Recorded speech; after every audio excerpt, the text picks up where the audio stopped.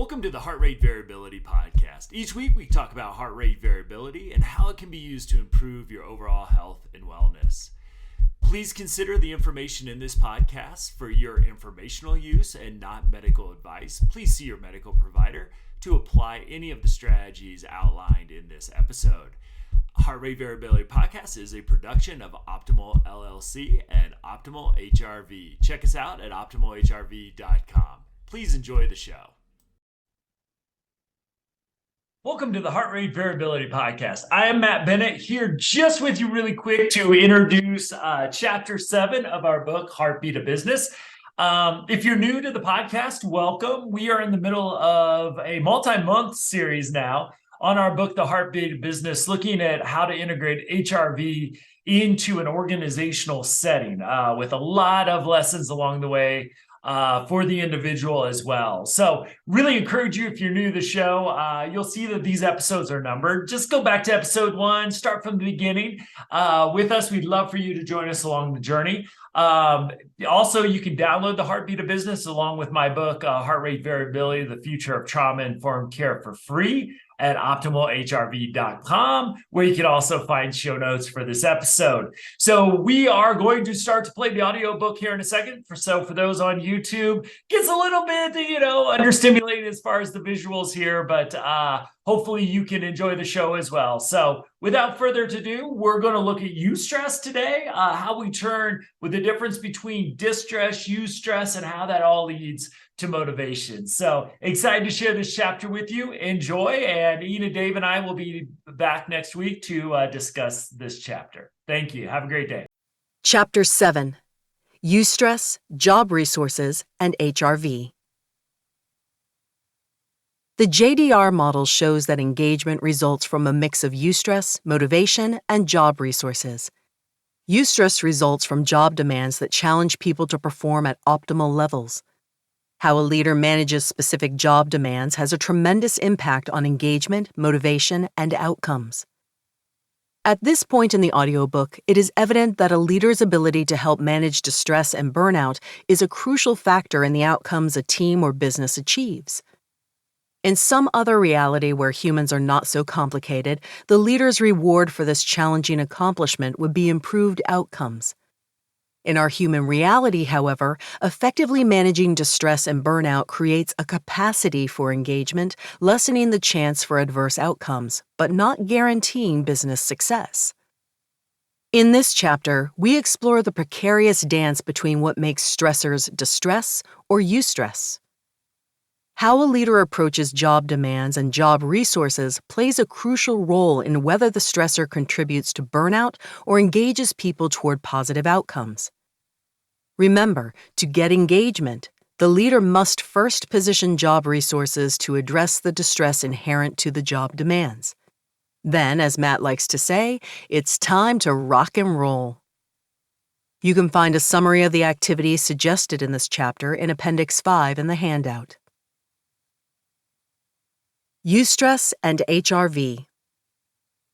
There exists a very fine line between whether a person perceives a stressor as distress or eustress, as both disrupt homeostasis and demand action to regain a balance with environmental demands. For example, assigning someone their dream project and providing them with the time and resources to experience success elicits a tremendous amount of eustress, helping to fuel the motivation necessary for positive outcomes. However, if the person lacks adequate time and the leader does not provide the resources required for success, the exact same assignment quickly leads to distress and burnout. Whether a stressor leads to engagement or burnout depends significantly on the person's current state and allostatic load. Let's return to the cup analogy. People are likely to experience a new challenge as eustress if they are firmly in their window of tolerance and have plenty of room in their cup to manage the additional stress the challenge adds. When someone's daily readings and 7-day average are high, it is an indication that they are effectively managing their allostatic load and can take on new challenges without getting overwhelmed. When someone struggles to stay in their window of tolerance, even exciting new challenges get interpreted as distress. Assigning a new project to someone in the early stages of burnout might get them excited in the short term, but if they do not recover, they will struggle to find the energy and cognitive capacity to succeed. HRV monitoring is a competitive advantage because it helps leaders avoid setting new initiatives up for failure by assigning crucial tasks to those lacking capacity for success. If individuals and teams struggle with low HRV, the reader is more likely to succeed by first addressing the distress and burnout before taking on an important new project. As early as the beginning of the 20th century, two psychologists, Robert Yerkes and John Dodson, demonstrated the importance of an optimal level of physiological activation in peak performance. They formulated what is now known as the Yerkes-Dodson law, which states that when physiological activation is too low, so is performance. If physiological activation is too high, performance suffers as well. There exists a sweet spot of activation that allows people to perform at their best. The Yerkes-Dodson law is provided as Figure 9 in the handout. The specific level of physiological activation needed for peak performance varies from task to task. For example, the level of activation necessary for running a personal best in a 5K is quite different from the level of activation needed to deliver an excellent presentation. The trick is to achieve the optimal activation level for the task at hand. How does somebody know the right amount of activation they need for success and to elicit the proper sympathetic ventral vagal balance? Self-regulation lies at the heart of the mind and body's ability to settle into the sweet spot of activation for each task. Again, HRV plays a crucial role in matching activation to the task. Remember that HRV is an indicator of the ability of the mind and body to self-regulate allostatic load and maintain homeostasis. Too much or too little stress yields performance lags. HRV monitoring provides the leader with data to ensure the capacity for a new challenge that will engage people in pushing themselves to achieve positive outcomes. In the cup analogy, the leader wants to push people to the edge of their window of tolerance without overwhelming their capacity. Tony Schwartz states, "Leaders inspire higher performance by pushing those they lead beyond their comfort zones, challenging, stretching, exhorting, emboldening, and inspiring them to exceed their own limits." Stress is the means by which we expand capacity, as long as it's balanced by intermittent renewal. HRV measurement provides leaders with quantitative data to help ensure that capacity exists, and people push themselves without experiencing allostatic overload throughout the project or challenge. As eustress increases, HRV might decrease slightly, and the person has a chance to adjust their level of activation to this novel stress. The leader should work with the person to ensure their excitement does not turn into distress. Schwartz's statement of intermittent renewal supports the research reported in previous chapters on breaks throughout the day and the use of time off for recovery. A leader helps prepare the person for the challenge with resources and support to elicit peak performance for a set period of time. Recovery and renewal allow the individual and the team to bring their best to the next challenge they face with the lessons learned and confidence gained from meeting the previous success. Tracking HRV scores quantifies this dance between challenge and recovery. Shared values. Eliciting motivation for excellence requires the leader to manage the relationship between shared values, shared vision, and motivation. A shared vision is a destination. Shared values are the means by which the business reaches the vision. Motivation is the fuel for the journey. Values are guiding principles that are timeless and require no external justification. There are tremendous benefits for businesses operating from shared values. The power of shared values comes from helping people realize how their work allows them to apply their values and life purpose to their work. Personal values are a small set of concepts that define the personality and aspirations of the person. As a powerful motivator, leaders could help their people to identify their values. Several questions can help people identify their values. A work session focused on values is a great team-building activity. What beliefs and convictions are core to who you are and that you would never change? What do you care most about in life? What are the rules you live by? There are no hard rules on the number of values a person should identify. The typical number is between 5 and 7. Some people find it helpful if they have a list of possible values to help them identify their own personal values. A quick internet search will provide many options for these value lists. An individual's answers to these questions serve as critical motivators and sources of resiliency.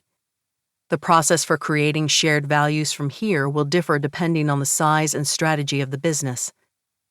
The crucial next step for a business without established shared values is to bring the activity from the individual identifying their values to the business identifying its values. In larger businesses, leaders might consider having teams work on their collective values. A few questions can help guide this process and assess if the word is powerful enough to serve as a value. If you were to start a new business, would you build it around this value? Would you want us to continue to stand for this core value 100 years into the future? Would you want us to hold this value, even if at some point the environment penalized us for living this value? Do you believe that those who do not share this value should not work for the business? Would you change jobs before giving up this core value? Smaller businesses might create a set of shared values as a retreat. Larger ones can lead teams through the process and have representatives from teams come together and create shared values for the entire business. These larger businesses might consider bringing in an outside consultant to help them structure and facilitate this process. Establishing shared values is only the first step. Gallup found that only 27% of people strongly believe in their business's values. Only 41% strongly agree that they know what their company stands for and what differentiates their business from competitors. The process of establishing shared values sets a standard for leaders to strive to live up to every day. Leaders need to be the embodiment of these business values. The leader's job is to keep these values at the forefront of people's minds. Leaders breathe life into values by helping people connect their values to their work and the work of the business. One measure of success is simple to measure. Once a business identifies its values, ask people to name them. If they cannot name them, it is not their fault, but the fault of their leadership. The challenge is to ensure that there is enough exposure to the business's values that they become part of the business's DNA. One meaningful way to integrate values into the business's DNA is by implementing a values-based decision-making process.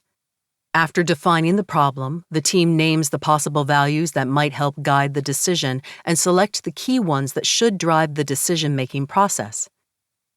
Revisit these values at the beginning of every team meeting or discussion about the change. As a solution emerges, continue asking, does this solution support our shared values? When communicating the decision to others, explain how values helped guide the process. The above process works well for more significant decisions. Shared values also provide an ethical foundation for actions and more minor choices made every day and in every meeting. When values are shared and people apply them to more minor decisions, leaders can trust their people even if they are not in every meeting or part of every decision. Value should speak to the heart and soul of the business and its culture. Chapter 6 showed the destruction done when a business or leader acts against shared values, violating moral safety. Moral distress negatively impacts HRV and trust in the leader. If unaddressed, this moral distress will result in moral injury. Besides decreases in HRV and mental health, moral distress and injury decrease job satisfaction, commitment, and performance. It leads to an increase in distress, burnout, and turnover. While moral injury destroys trust and psychological safety, shared values pay off in measurable business results. Compared to businesses without shared values, those with shared values saw revenues increase 4 times. Stock prices grew 5 times faster, and profit performance increased by an astounding 750%. Values might not show up on a balance sheet as a line item, but they powerfully impact the bottom line. In addition to financial excellence, shared values also increase job creation by 7 times. When connected to values, business goals become more powerful as job expectations directly relate to the success and purpose of the business. Values help leaders prioritize what is truly important and help people focus energy on activities that lead to success. Shared vision. A shared vision creates motivation by setting an ambitious and inspiring goal that challenges everyone to work together to achieve something great. This shared vision comes to life when a leader connects the future direction of the business to the passion and values of their people and helps them see how their work can positively impact the world. Without a vision, businesses can get lost, chasing quick short-term payoffs or the business trend of the month, while losing sight of tasks that help differentiate them as a leader in their market. Like shared values, a great way to assess if a business has a shared vision is to ask people. Ask them what the business will look like 5 to 10 years from now and how their work and the work of their team contribute to the vision. Visions should speak to everyone's ambition, motivation, and passion, not just to those in leadership. An excellent tool for framing a shared vision is the hedgehog concept. Hedgehogs do one thing really well, and that is to curl themselves into a protective ball of sharp spines. No matter how hungry its predator is, the thought of a mouthful of sharp spines keeps the little animal safe. Similarly, businesses that do one thing better than anyone else not only survive, but can thrive in their environment. The hedgehog concept is the intersection of purpose, passion, and ambition. This intersection is where excellence happens in great businesses. Purpose comes from an understanding of why the business exists. Simplistic answers such as to make money or to create value for shareholders do not motivate most people. Leaders and their people need to go deeper and ask what real value the business delivers to the world.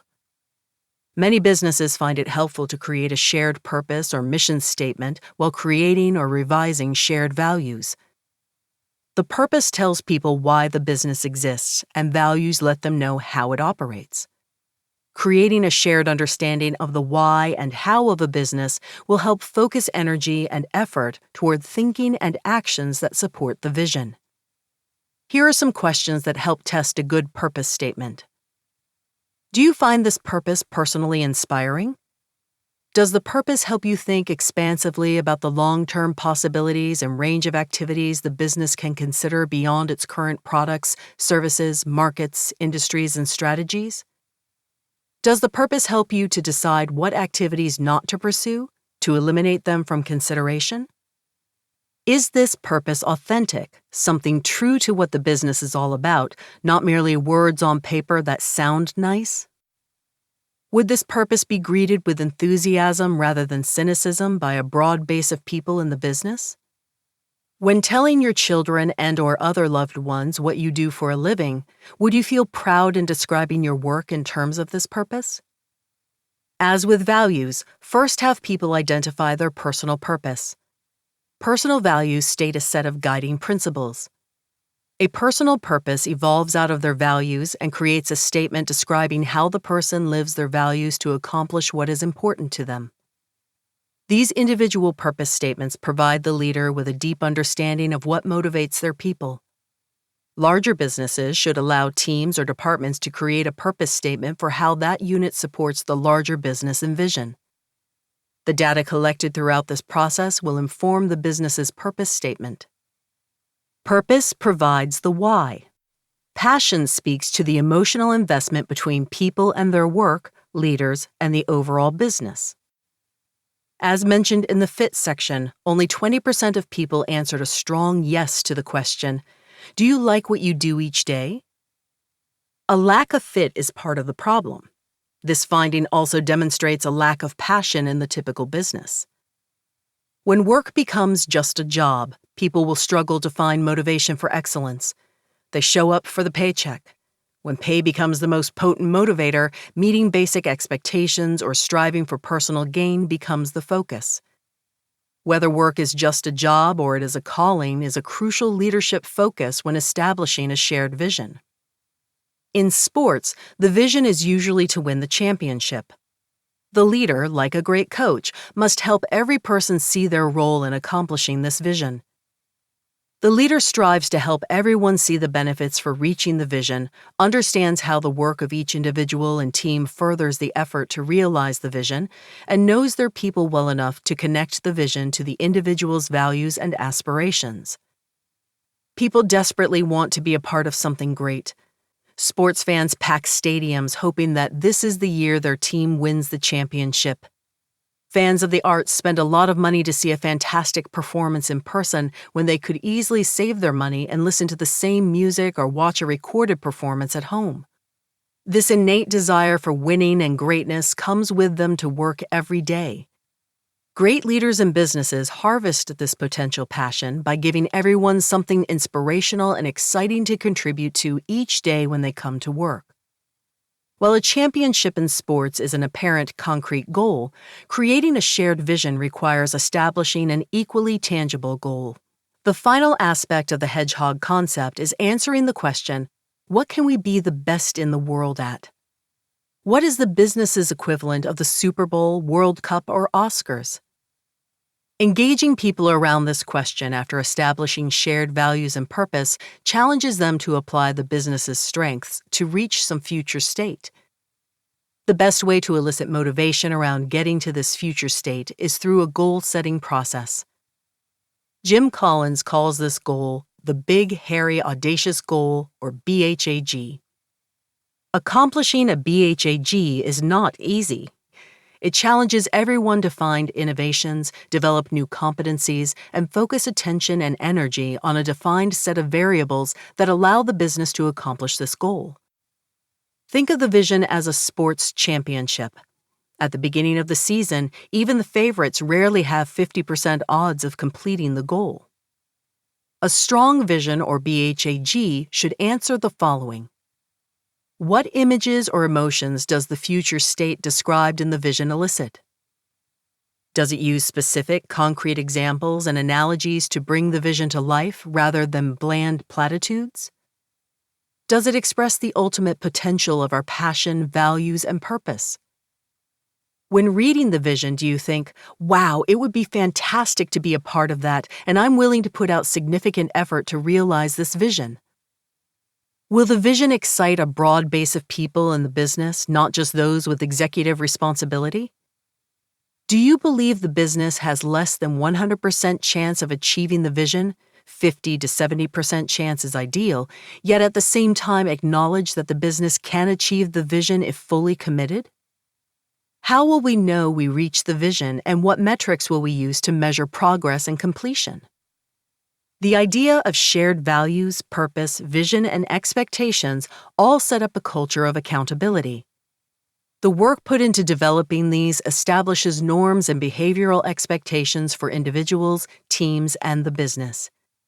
Everyone becomes accountable to ensure their behaviors align with shared values and promote the shared vision. When behaviors contradict values or hinder progress toward the shared vision, it provides a context for leaders to address the issue based on a shared understanding of what is vital for business success. Cognitive dissonance and motivation. One of Matt's areas of expertise is in a cognitive behavioral therapy approach called motivational interviewing, or MI. MI is the gold standard in psychology for helping people find the motivation to change thinking or behavior to achieve their goals. According to William Miller and Stephen Rolnick, the creators of MI, motivational interviewing is a collaborative, goal-oriented style of communication with particular attention to the language of change. It is designed to strengthen personal motivation for and commitment to a specific goal by eliciting and exploring the person's own reasons for change within an atmosphere of acceptance and compassion.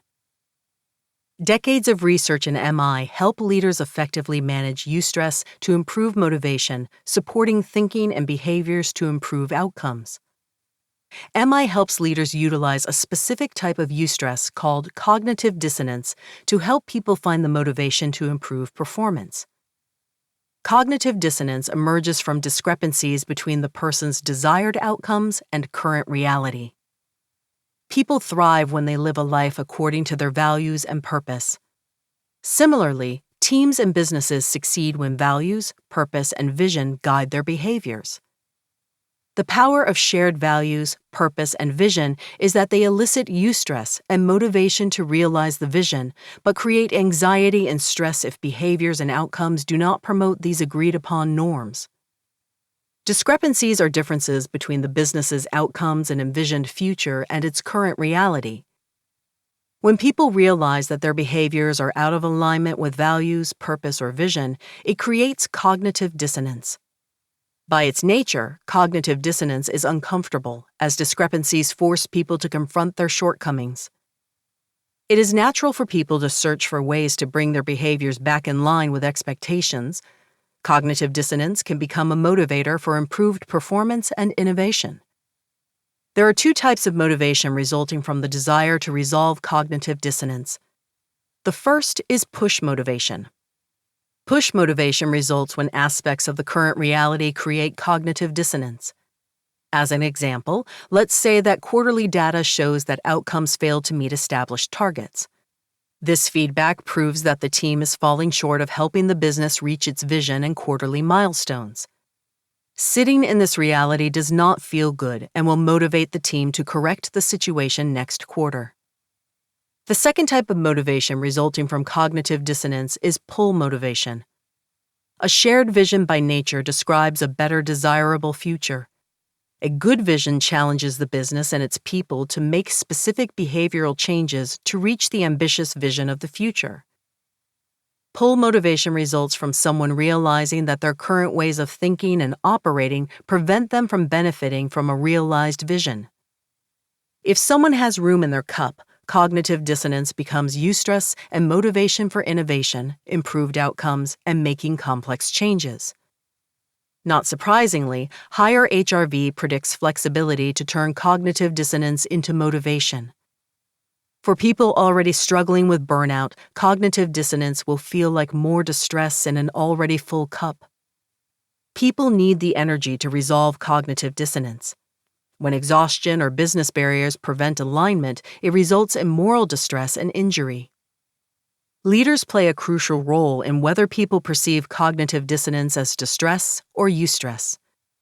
The leader needs to help people to identify pathways and position job resources to help people and teams resolve conflicts between their current situation and desired state. Sometimes people need additional resources to brainstorm with their leader to find solutions to poor performance or to address other issues behind their cognitive dissonance.